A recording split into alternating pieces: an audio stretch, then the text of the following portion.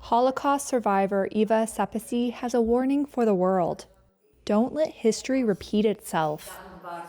Asked about how she views rising antisemitism and right-wing populism, she said, Es ist erschreckend, auf jeden Fall. It is terrifying. It is definitely terrifying that it is like this. And that is why we have to do something about it in the very beginning. Was tun am Anfang. Because the Shoah did not begin with Auschwitz, but with words, silence, and society looking away. And every single person should do something to ensure that something like this never happens again. The 92-year-old survived Auschwitz, the Nazi death camp liberated 80 years ago by Soviet troops. She's among a group of survivors voicing concerns about the current political climate. During a visit to the Jewish Museum in Frankfurt, Germany, she recalled being a young girl and on the brink of death at Auschwitz. She said prison guards mistakenly thought she was dead already and left her behind. She did not speak about her experience for decades. In 2016, she discovered a death list containing the names of her mother and brother.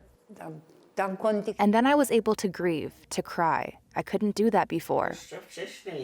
96-year-old Teresa Regula was also brought to Auschwitz.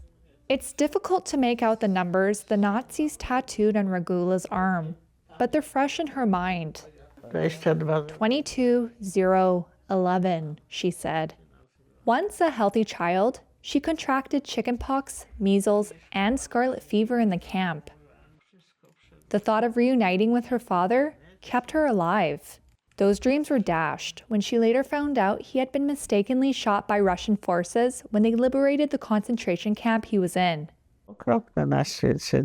Speaking at her home in Krakow, Poland, she says terrible things are happening in the world. People didn't draw any conclusions, she said, adding she chose not to have children so they wouldn't have to go through anything like what she suffered.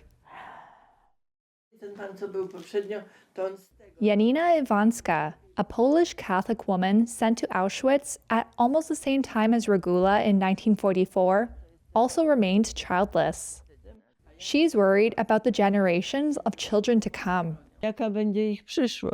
What will their future be like? Because I see it as bleak, because I remember before 1939, hatred was created between people, pitting some people against others, treating others as a slightly lower, worse race.